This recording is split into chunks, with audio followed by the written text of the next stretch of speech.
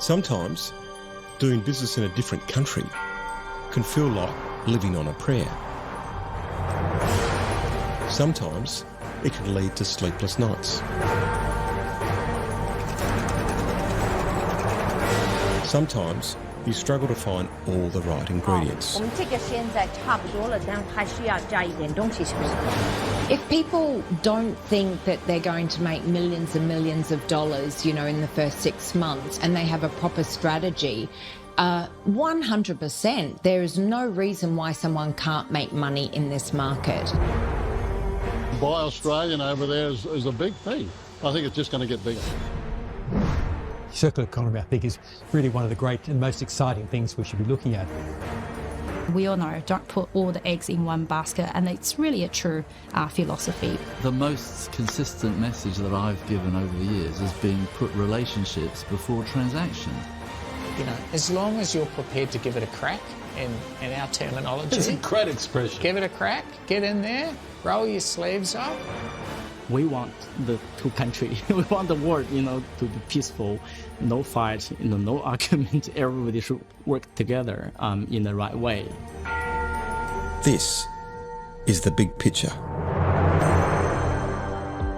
Hi, I'm Tim Harcourt, and you're watching The Big Picture.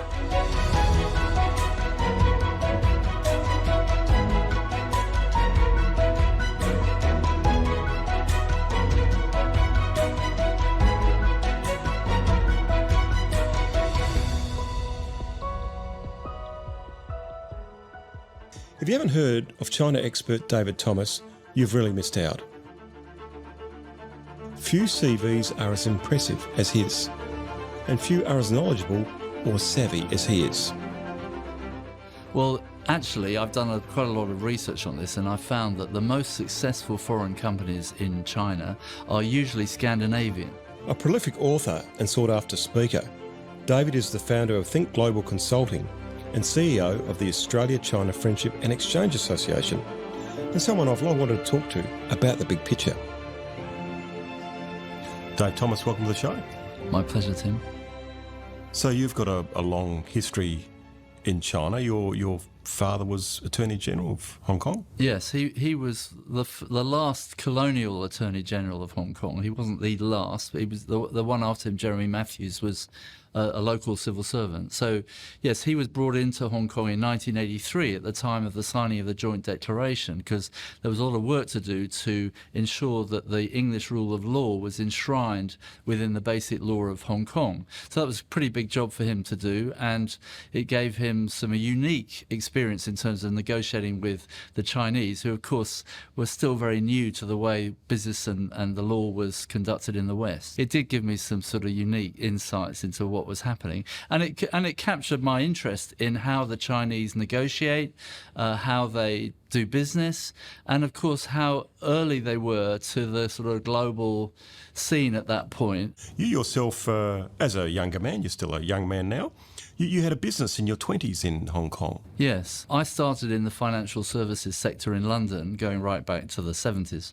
And I went to Hong Kong in the 80s and set up my own business in the wealth management industry. So I helped expatriates invest overseas and take advantage of their tax status, and I helped Chinese investors start investing in overseas markets. Well, he really is an insider because, he grew up in Hong Kong as they were making the transition back to China. His dad was the Attorney General for the outgoing administration, the British one. His stepmother was very big in those negotiations between Deng and Thatcher. So I think he just grew up with it in his nostrils, Hong Kong, China. And in coming to Australia all those years ago, he brought that, toolbox of China knowledge with him, and he keeps it up to date. Well, in the early days, nobody understood why I was so excited about China, back in the 80s. Even when I came to Australia in the mid-90s, there was no interest in China. We just had the recession we had to have, so everybody was sort of burrowing down into domestic focus. But So what's changed, I suppose, in the early days, I just hoped to get people interested in China, and I used to run study tours and missions and took executives to China. And there are many very senior people in Australia whose first experience in China was with me, and we actually slept on the Great Wall of China in Beijing, and it's remarkable how many people stop me in the street and say, I slept with you on the Great Wall. Oh, how about that? Very good. So in the early days, it was really just about giving people exposure and just showing them what was happening, and of course it created lots of surprise at how much was going on in China. But yes, in the last decade or so, it's been a lot more focused on business opportunities and doing deals and making things happen.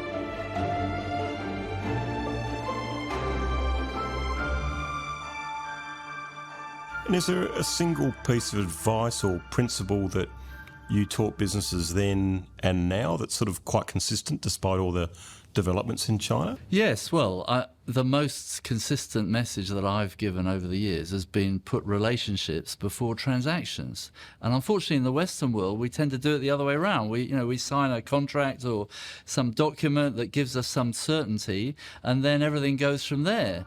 In Asia, and particularly in China, you build relationships first, and that's what gets you to deals. For me, that's been a really core reason why I've also been successful, is because the people I've met, I've invested that time into them to have meals with them and to get to know them as people. Over the course of this series, we're going to hear a lot more from Heidi Dugan. Hi, my name's Heidi. Hi, my name's Heidi. My name's Heidi. But by way of introduction, this former actress has over 2 decades worth of experience living and working in China.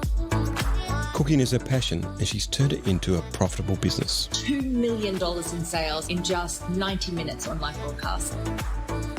Australian-born, Shanghai-based, Heidi is an expert on hospitality, food, and perhaps most importantly, succeeding in China. But creamy and rich soup all combined. Let's go for the tofu. So you advise a lot of Australian brands in China, particularly in the food industry. Yeah. What sort of advice do you give to them to make them become successful? I think for me, the big thing is commitment. What a lot of people feel is that if they're in, Australia, they build up their business, and a lot of people put, their house mortgage, up, and they spend their life and their time, their family time, and they just, really put every bit of effort into building up their business. When they come to China, they think that it's really just snap their fingers and that their business is going to grow because there's so many people. I mean, the amount of people have said to me, if I can just get 1% of the population, that's really hard to do. And I think the thing is that when I'm speaking to companies, I look for the commitment in the companies, that they understand that they're actually starting completely from scratch. I can work with you and help you expand and succeed in China by better understanding the local business environment, consumer habits and culture, and your strategic placement in the market. Does food still play a very important part in meeting your business partners and doing business in Shanghai and the rest of China? Absolutely. I mean, I do believe that China revolves around food. I don't think that that's just based on, the fact that I'm in that industry. People are always talking about what they've eaten, what they're eating now, and what they're going to eat. Food is not just about eating, it's about connecting with people. And that's why, Australian business people always go, I've got to go and do this big meal. But it shouldn't be a burden. It's something that should be enjoyed, and it is part of the business process. I mean, so many of my meetings are not done in an office. Most of them are done in cafes or in a restaurant, and it's really that way that people get to see your personality. Do you like them? Don't you like them? China's not fly in, fly out. It's not somewhere you base yourself in Hong Kong and just duck in and do the business. It's about making a long-term commitment, like you would with a family, like you would with owning your own business. It really shows that through thick and through thin, you're in there for the long haul. And even things like being part of social and family gatherings makes a huge difference with China. It's sort of the Confucius ethic in what drives them to do business. Anything to do to show that you are absolutely engaged with the country, the society, the culture, that you're not just after a business transaction, because China is relationship driven, not transactional.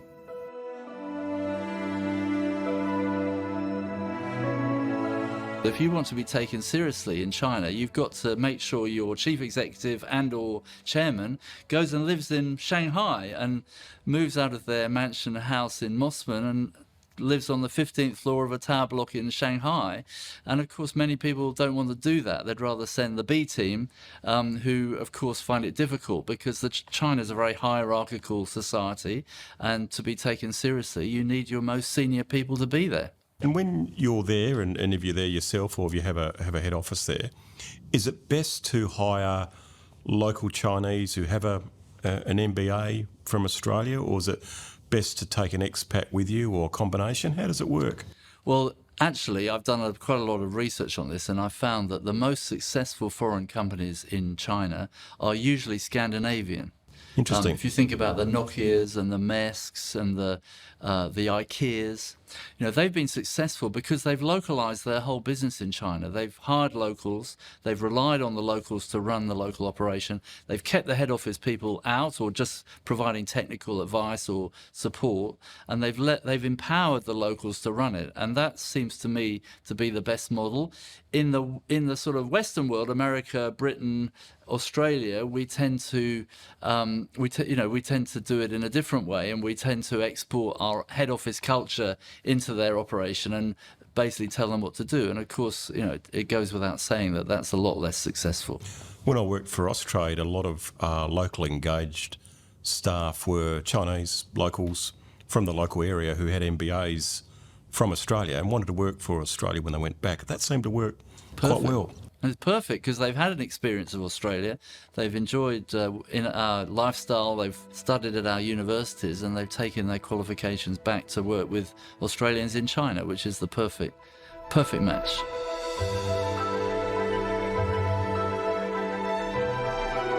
Where do you think things are going to change in the future with China? Do you think climate change type challenge some of these growth sectors? Do you think they'll have a big difference in the types of delegations you'll lead in the future? I hope so. Australia has a lot to say about our role in sustainable energy, new forms of energy, solving some of these climate change issues. You know, we punch above our weight in so many areas. China has a major problem to address, being such a large country and going through their own industrial revolution. There seems to be many ways in which Australia and China could collaborate on climate change. Which brings me to this man. And what I've seen is that China is certainly working hard on the environmental front, and I think that is something worthy of note. Ali Abbas became a big success by disappointing his parents. His parents wanted him to be a doctor, and he had to disappoint them because all he became was a mere professor of engineering and basically discovering something that could change the fabric of the world economy. So instead of our son the doctor, you're our son the professor. That's true. It's not the real doctor. So I've got a funny story to tell you. One time in the airplane, and you know, the hostess rushed to me. There was a lady that was on, you know, lying on the floor, and she said, "Doctor, doctor," and I said, "I'm not a real doctor." So I've completed my PhD. So that's how. Yes. He's now a professor at the forefront of research in what has been described as the largest business opportunity ever seen by our species, the circular economy. Now, they say the world needs 50% more food, more energy, 30% more water. How does the circular economy solve that issue of demand in the world? The circular economy is about designing out waste, a system that is holistic. It's a shift from the current unsustainable methods and approaches that currently the business as usual.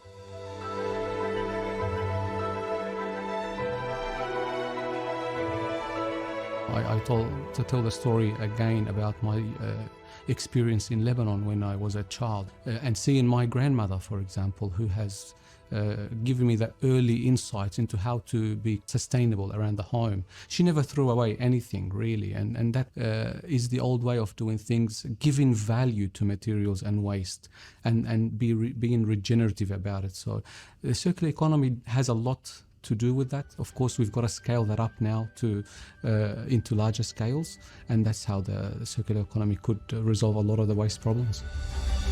Now, you're a very serious scientist and engineer, but some of the marketing people say the circular economy will be the biggest business opportunity in human history. It'll solve the food security crisis. Do you think there's a bit of hype in this, or do you think it's got this potential?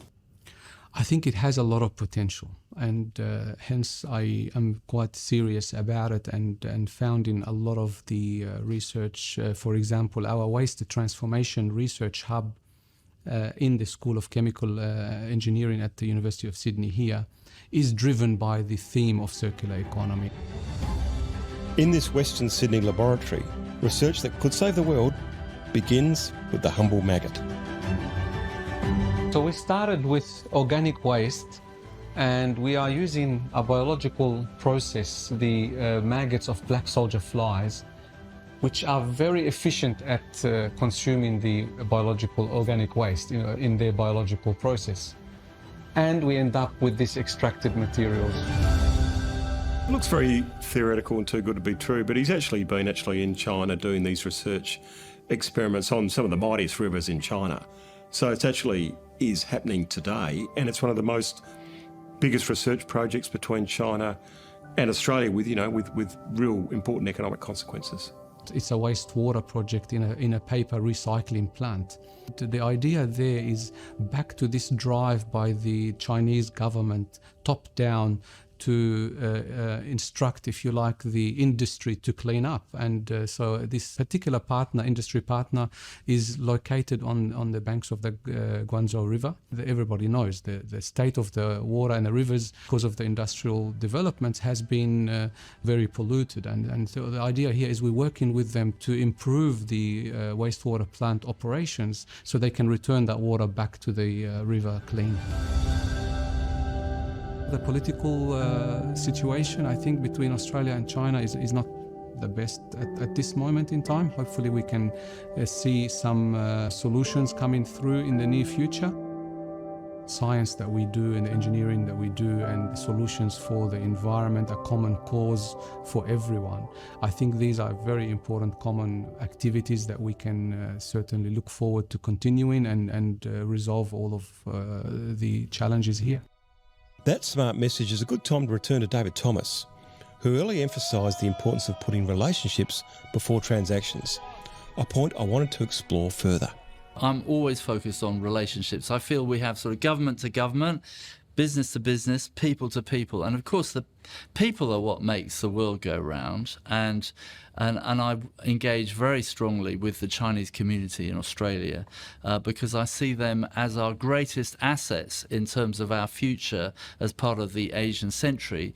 And for Australia to do business in Asia and in China particularly, the local Chinese community can act as a bridge, and we need to get a lot better at empowering them, and that's something I'm very committed to.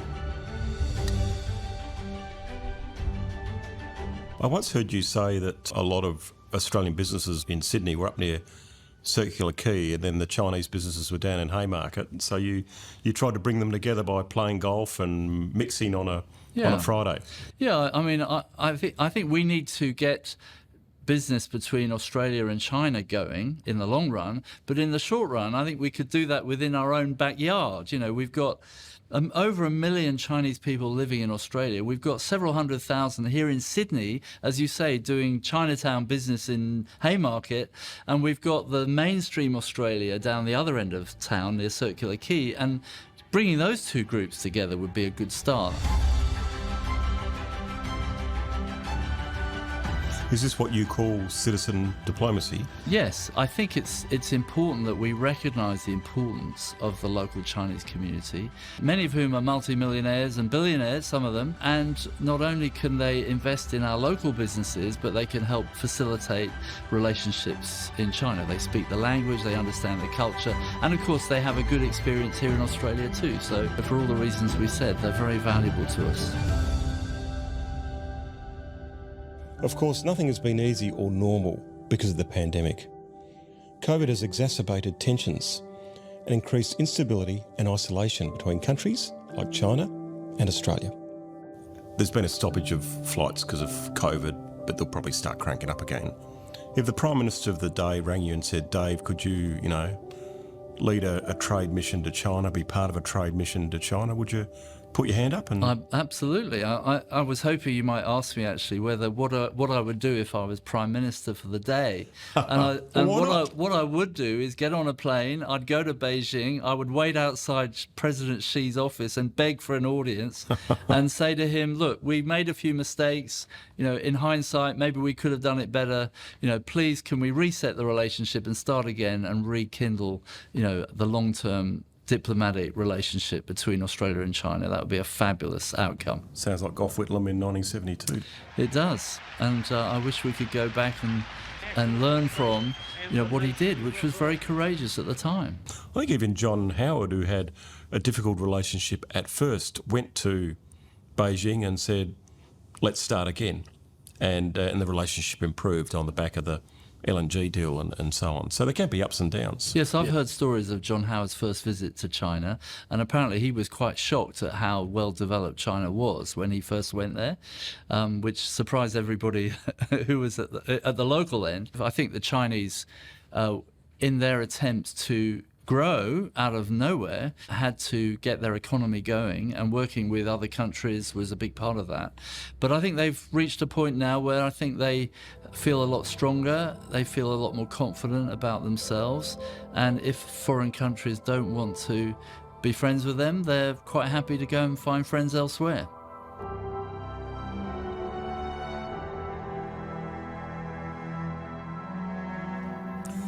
And finally, you've got quite a neat way of explaining how to navigate business in China. Can you explain that to me? Well, one of my favourite places in China is in Shanghai, in the Yu Gardens. And in the Yu Gardens, there's something called the Nine Ben Bridge, which is the bridge that takes you from the gardens to the fabulous 1,000-year-old tea house, where you can be rewarded with a beautiful cup of tea.